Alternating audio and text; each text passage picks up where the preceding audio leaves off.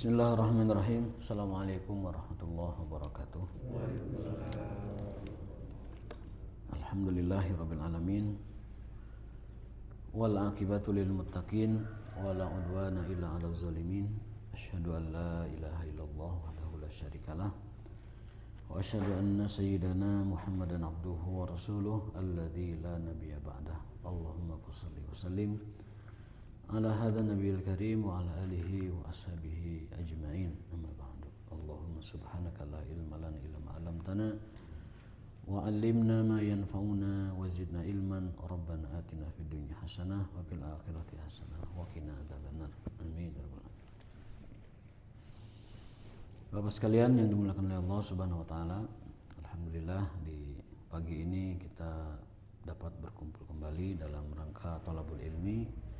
Mudah-mudahan ini menjadi asbab keberkahan hidup kita semuanya. Amin ya rabbal alamin. Tema kita hari ini yaitu tentang kitab Riyadhus Shalihin ya. Riyadhus Shalihin itu artinya taman orang-orang soleh. Taman orang-orang soleh. Disusun oleh Imam Nawawi yang berisi hadis-hadis tentang peluru hati lah, peluru hati, pelembut jiwa begitu. Hadis-hadisnya berkenaan dengan bagaimana kita berusaha sama-sama dengan taufik dari Allah, dengan bantuan dan pertolongan Allah untuk menempuh jalan orang-orang soleh. Kemarin kita membahas tentang sikap isar. Jadi dalam urusan-urusan yang sifatnya duniawi, kita dianjurkan untuk bersikap isar. Isar itu apa? Isar itu mementingkan orang lain, mendahulukan orang lain daripada diri kita sendiri. Tapi dalam urusan agama atau urusan akhirat harus sebaliknya. Kita harus memprioritaskan dan mendahulukan diri kita sendiri dari orang lain. Yang terjadi dalam hidup kita, hidup saya lah itu ya, kebalikannya. Gitu. Dalam urusan dunia kita egois, mementingkan diri sendiri, sementara dalam urusan akhirat mementingkan orang lain. Nah ini kebalik. Harusnya tadi yang pertama asasnya itu dalam urusan dunia dahulukan orang lain, dalam urusan akhirat dahulukan diri kita sendiri. Gitu. Kenyataan terbalik. Ya, berarti belum meneladani akhlak isarnya Rasulullah SAW, belum memanfaatkan atau melaksanakan anjuran isar dari Rasulullah SAW. Isar itu dalam filsafat stoikisme itu ada juga namanya altruism. Altruism itu altruistik orangnya ya. Itu ketika orang itu dalam hidupnya itu yang menjadi perhatian dan concernnya itu adalah kemaslahatan orang lain gitu. Kebaikan orang lain. Kalau pemimpin punya jiwa altruism, maka yang dia pikirkan siang malam 24 jam itu rakyatnya. Itu namanya pemimpin isar, pemimpin yang punya altruistik itu. Tapi praktiknya kebalikan, para pemimpin itu lebih banyak mikirin dirinya dan kelompoknya sendiri, kepentingan sendiri daripada kepentingan banyak orang. Atau mungkin sebenarnya mementingin banyak orang gitu, tapi setelah kepentingannya gitu, ya sama aja. Ala kulli hal, marilah kita sama-sama memiliki atau meneladani sifat atau sikap isar, yaitu mendahulukan orang lain dalam urusan-urusan duniawi. Contoh yang paling ringan itu adalah kalau kita ada jatah makanan, kemudian ada orang lain yang belum dapat, kan itu mah urusan dunia, serahin dulu ke orang lain. Kalau kita misalnya ada makanan satu porsi, maka berikan itu ke orang lain atau dibagi dua. Dalam sebuah hadis, ini hadis terakhir dalam bab isar yang akan saya sampaikan ya. Bismillahirrahmanirrahim, dari Abu Hurairah radhiyallahu anhu, dia berkata bahwasanya Rasul sallallahu alaihi wasallam bersabda, ta'amul isnain yakfi arba'ah. Ta'amul wahid yakfi isnain. Ta'amul isnain yakfi arba'ah. Ta'amul arba'ah yakfi samaniyah. Ini hadis riwayat Muslim. Dari Jabir bin Abdullah juga beliau meriwayatkan, kata Nabi SAW bahwa makanan satu orang itu mencukupi dua orang. Dan makanan dua orang mencukupi 4 orang. Lalu makanan 4 orang mencukupi 8 orang. Berarti kalau kita lanjutkan ini hadis ya, itu berarti setiap satu porsi makan itu sebenarnya dalam konsepsi Islam, dalam konsepsi keberkahan itu mencukupi 2 orang. Nah, di sebagian orang tidak begitu. Makanan 2 orang keur sauran. Makanan opatan dihakan ku 2an gitu. Nah, itu apa namanya? Sikap isar yang disabdakan oleh Nabi SAW. Jadi itu konsep dasar ya. Isar itu tidak mesti memberikan ke orang lain. Isar itu bisa dengan cara kita berbagi dengan orang lain, separuh-separuh. Ya. Ya, kenyataannya serakah. Kan itu dalam ilmu psikologi apa namanya perilaku manusia itu, di dalam buku Hati yang Belum Selesai itu kata dia, Profesor Soekardi menulis, manusia itu punya 3 karakter hewan. Nyuni bagong, nyuni maung, nyuni monyet. Nah, gitu. Nyuni bagong itu apa? Ya segala dilabrak gitu. Aturan tuh dilabrak. Apa namanya? Susuruduk. Pokoknya asal itu kepentingannya, asal itu ada maslahat buat dia, dilabrak, dihajar, nggak peduli. Undang-undang dilabrak, aturan dilabrak, dihajar pokoknya. Itu karakter jiwa atau perilaku yang tadi nyuni bagong, cusuruduk, sasaradak, segala ditabras. Membagongkan itu karena melanggar aturan, jadi membagongkan. Tadinya membingungkan itu teh, dipelesetin sama anak muda jadi membagongkan gitu. Yang kedua, manusia itu punya apa? Nyuni monyet. Ini sering saya ulang-ulang nih, tulisan Prof. Soekardi ini. Hawak serakah. Kalau kita lihat monyet, saat dia makan, sambutut dengan pisang satu, itu tangannya mencari pisang yang lain. Sudah di tangan. Kadang di tangan sudah ada, di kaki harus nyimpan juga. Nah, itu keserakahan monyet ada dalam psikologi perilaku manusia. Yang ketiga adalah nyuni maung. Kalau maung terlalu terhormat, ya mungkin nyuni ajag lah ya. Apa ajag itu? Sewenang-wenang. Atau apa? Menindas. Menjajah, menindas, mengeksploitasi, menteror mungkin. Itu kan sifat ajag gitu. Nah, tiga perilaku, psikologi perilaku manusia ini harus dikendalikan. Karena Rasulullah SAW bersabda, tidaklah iman seseorang atau tidak sempurna iman seseorang hingga nafsu-nafsunya itu tunduk kepada syariatku. Artinya keserakahan harus dikendalikan. Tadi terabas aturan harus dikendalikan. Hawa nafsunya itu dikendalikan. Lalu kemudian potensi intimidatif atau menekan dan mengeksploitasi orang lain itu juga harus dikendalikan.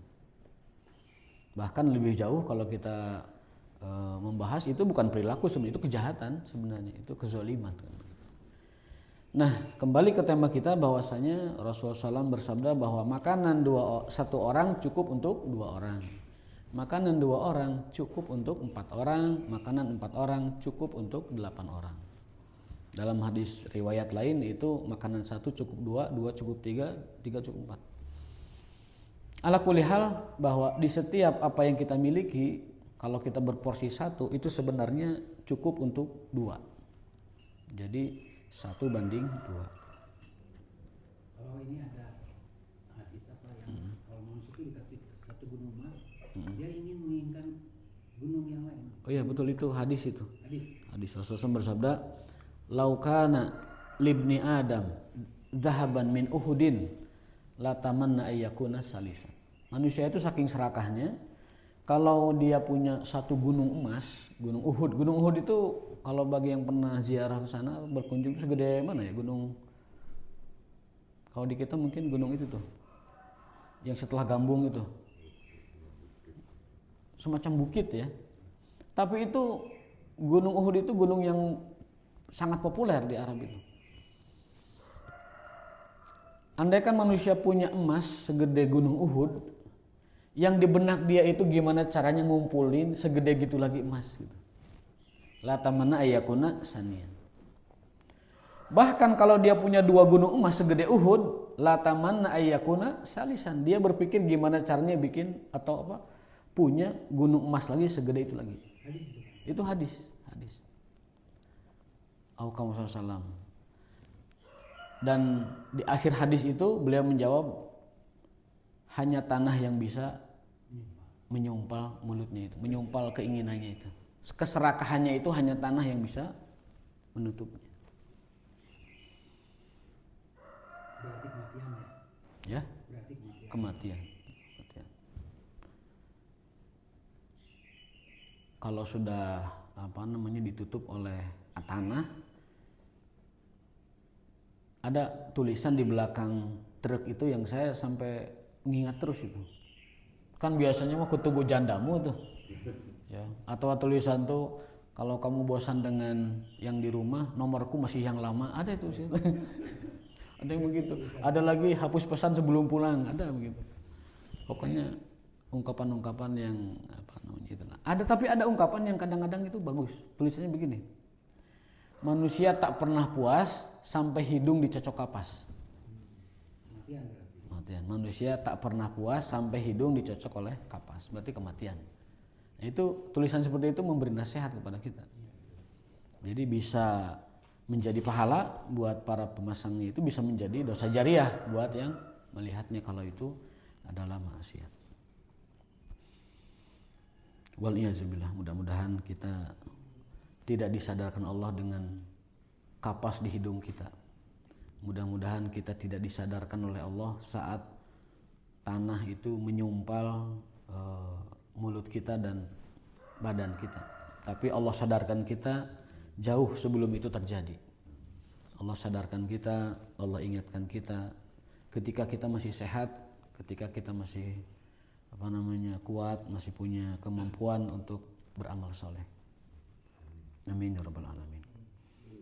Makanya kata Nabi SAW itu, segeralah banyak beramal sebelum keadaan berubah. Dalam sebuah hadis beliau bersabda, badiru bil a'mal, segera beramal sebelum suasana kondisi itu berubah. Yang tadinya sehat jadi sakit. Itu kalau sudah berubah seperti itu, kesempatan beramal jadi berkurang. Yang tadinya masih bisa sholat berjamaah, segera geber itu habis-habisan sebelum nanti tiba masa kita ngajongkeng, nambuyak tidak bisa apa-apa.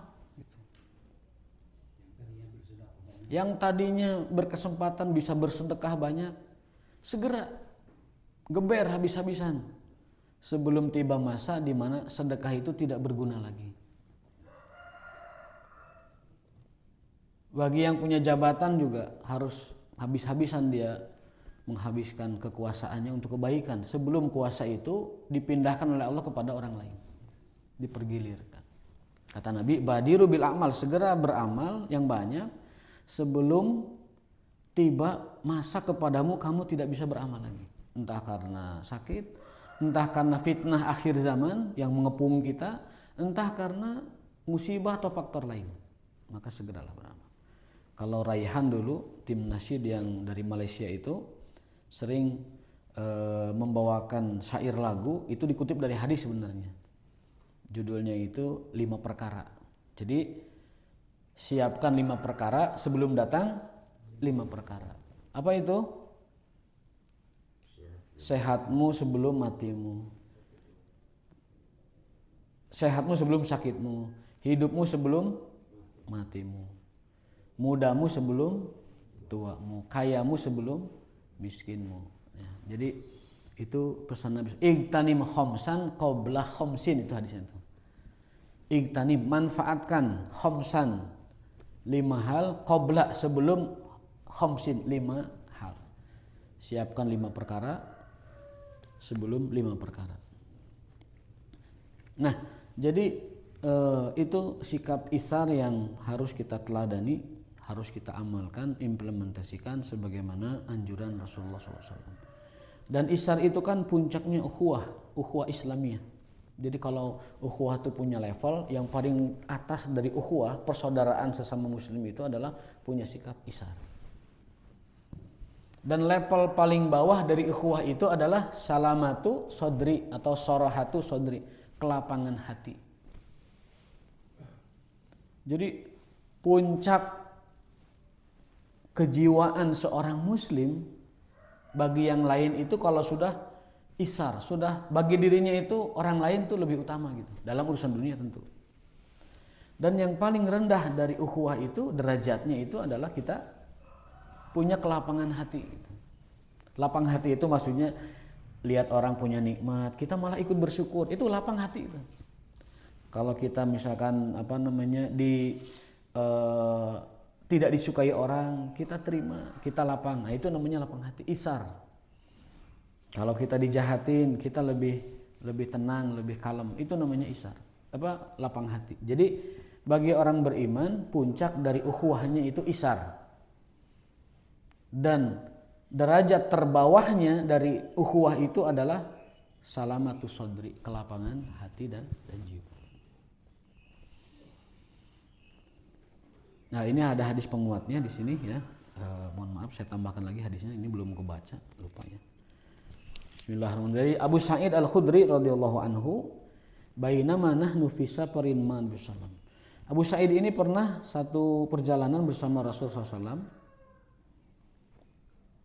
Datang seseorang dengan kuda ya, atau kendaraan yang kosong gitu ya, yang tidak berbonceng. Orang motor lah ya. Faja'ala yasrifu wasruhu yaminan wa shimalan faqala Rasulullah SAW man kana ma'ahu fadlu dhahrin. Nah, ini poinnya. Kata Rasulullah SAW, barang siapa yang naik kendaraan dan kosong, atau barang siapa yang punya tumpangan, falya'ud bihi alaman la dhahra lahu, maka tawarkanlah tumpangan itu kepada saudaranya. Nah, kalau di orang makan pacuek-cuek, Pak. Kadang tadi itu terus kejauhan teh apal itu kenal jalan teh gitu. Tapi ketika berpapasan dengan kita seolah nggak kenal itu. Boro-boro nawarin tumpangan, boro-boro ngajak, boro-boro memberikan bantuan, itu malah ngaleos begitu saja. Itu bukan akhlak Rasul SAW. Itu hadis. Kadang kita habis-habisan meniru Rasul dalam ibadah, tapi dalam perilaku kita jauh sekali dari tuntunan perilaku Rasul SAW. Kata beliau, barang siapa yang punya tumpangan, tawarkan kepada yang tidak punya tumpangan. Wa man kana lahu fadlu min zadin, barang siapa yang punya bekal lebih, ini konteksnya kan safar ya, lagi perjalanan. Barang siapa yang punya perbekalan lebih, maka tawarkan kepada orang yang tidak bawa perbekalan atau tidak punya perbekalan. Alaman la zada lahu.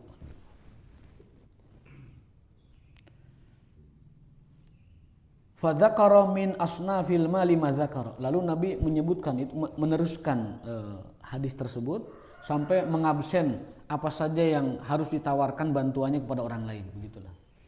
Jadi kata beliau, barang siapa yang punya tumpangan kosong, tawarkan pada yang tidak punya tumpangan. Barang siapa yang punya bekal zad ya lebih gitu, tawarkan kepada yang tidak punya bekal. Lalu beliau absen tuh apa saja yang mesti digituin itu. Sampai para sahabat mengira hatta zonana, sampai kami mengira sampai kami melihat atau mengira, meyakini begitu, ra'aina annahu la haqqa li ahadin minna fi fadlin.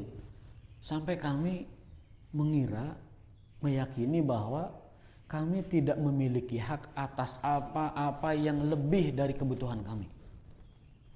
Sampai kami mengira bahwa kami tidak berhak atas apa-apa yang lebih dari kebutuhan kami.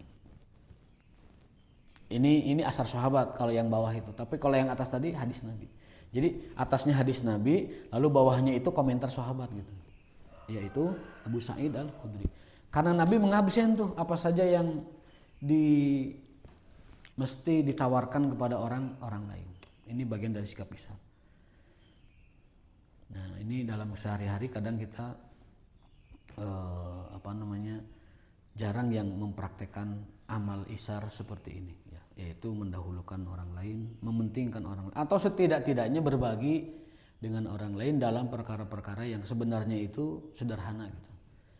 Berbagi boncengan, ya, berbagi bekal, berbagi makanan dan sebagainya. Kita teringat kisah Nabi Yusuf alaihissalam. Itu beliau itu seumur hidup itu tidak pernah makan sendiri. Nabi Yusuf. Sampai gara-gara itu Allah memberikan hikmah kepada beliau. Walaqad atainahu hukman wa ilman. Sungguh kami telah memberikan kepada Nabi Yusuf ilmu dan hikmah. Ilmu itu adalah pengetahuan, hikmah itu adalah kebijaksanaan. Kata Allah, kami telah berikan Yusuf alaihissalam ilmu dan hikmahnya. Karena kadang di sebagian orang itu ilmu dengan hikmah itu tidak bersanding kadang. Ilmunya luhur tapi tidak punya sama sekali kebijaksanaan. Bahkan cenderung culas dan jahat sama orang. Atau bahkan membodohi orang. Atau kebalikan, ada orang sangat bijaksana tapi secara keilmuan itu intelektualnya itu rendah. Itu juga tidak bagus. Karena orang bijaksana tanpa ilmu kadang-kadang juga tidak bisa membimbing orang lain atau bahkan menjadi korban karena baiknya itu diculasi sama orang lain. Nah, yang ideal itu adalah ketika ilmu bersanding dengan hikmah, ketika pengetahuan bersanding dengan kebijaksanaan. Nah, Nabi Yusuf alaihissalam diberikan Allah kedua-duanya, dan kata para ahli tafsir sebabnya itu secara amal itu, secara amalan itu karena beliau tidak pernah dari kecil sampai dewasa makan sendiri. Dalam arti kata, selalu makanan itu berbagi dengan orang lain.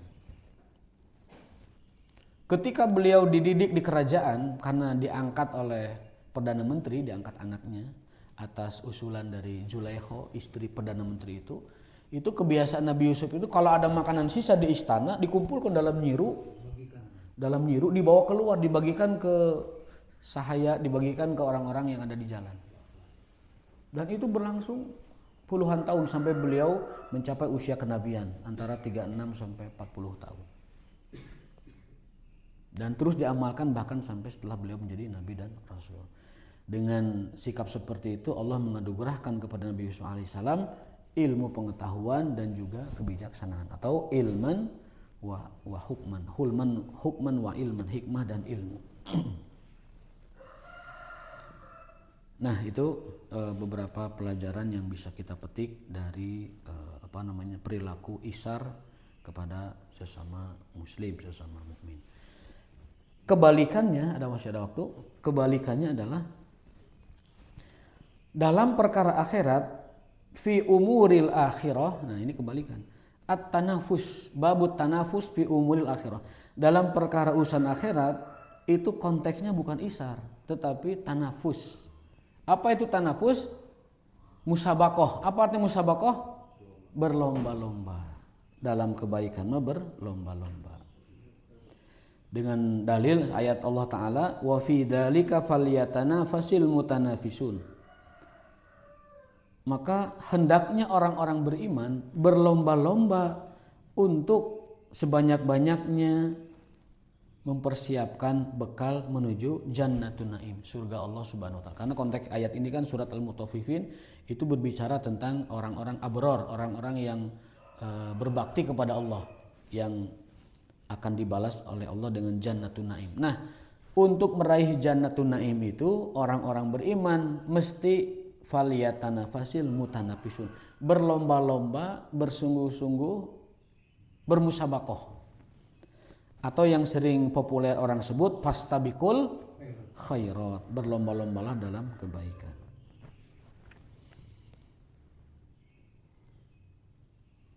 Nah, tapi ini Imam Nawawi menyandingkan hadis fastabiqul khairat ini dengan konsep keberkahan ini, konsep keberkahan.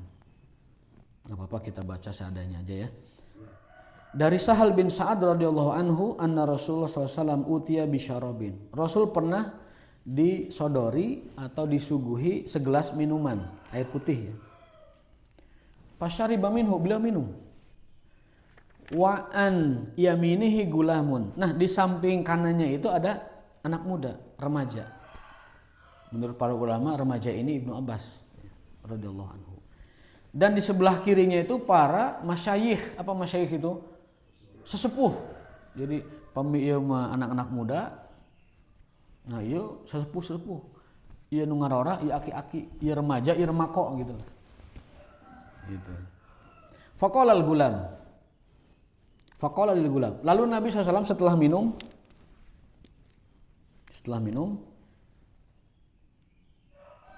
karena ada konsep keberkahan di sebelah kanan dan itu lebih diutamakan dari usia. Ini konsep penabian begitu ya. Nabi menawarkan itu kepada anak muda itu dan mengatakan faqala lil gulam, wahai gulam, wahai anak muda ya, ata'dzanu li an u'tiya haula, wahai anak muda, apakah kamu mengizinkan atau rela aku berikan gelas ini, sisa minumku ini kepada para masyayikh, pada para orang tua? Kata anak muda itu, saya tidak rela ya Rasulullah. Saya tidak rela jika bekas tuan itu diberikan kepada mereka. Akhirnya oleh Nabi diberikan kepada anak muda itu. Dalil hadis ini memberikan informasi kepada kita bahwa ada keberkahan dalam sikap tayamun. Tayamun itu mendahulukan kanan, yamin. Jadi posisi kanan itu ada keberkahan. Jadi dalam segala hal itu utamakan kanan dulu apapun. Ada keberkahan di situ. Dan itu mengalahkan usia. Jadi di sini orang-orang tua, di sini anak-anak muda. Tapi karena posisi anak muda ini di kanan, beliau berikan itu kepada anak muda. Jadi kanan itu ada keberkahan tersendiri. Kita bisa tabaruk dengan posisi kanan. Yang kedua, hadis ini memberikan informasi bahwa kita boleh bertabaruk kepada Rasul SAW secara fisik. Makanya Nabi itu keringatnya dijadikan minyak wangi. Orang tabaruk dengan keringat beliau. Ada rambut Nabi dipakai oleh para sahabat untuk nyembuhin orang-orang. Ada lagi orang bertabaruk dengan bekas wudunya Nabi. Nah, para ulama sepakat bahwa bertabaruk atau ngalap berkah atau nyari berkah dengan fisiknya Nabi dibolehkan. Tetapi tidak berlaku kias atau analogi. Artinya apa? Tidak berlaku bagi selain Nabi SAW. Nah itu ya. Jadi mudah-mudahan kita bisa bertabaruk dengan Rasulullah SAW. Tabaruk ada dua, ada tabaruk zati, ada tabaruk syar'i. Tabaruk zati itu dengan fisiknya Nabi tadi ya. Yang kedua tabaruk syar'i, tabaruk dengan sunnahnya Rasul Shallallahu Alaihi Wasallam. Baik, ada pertanyaan Pak mungkin? Jika tidak ada, kita cukupkan sampai di sini. Terima kasih atas perhatiannya. Kita tutup dengan kifaratul majlis. Subhanakallahumma wa bihamdika asyhadu an la ilaha illa anta astaghfiruka wa atubu ilaik. Hadanallahu wa iyyakum ajmain. Wassalamualaikum warahmatullahi wabarakatuh.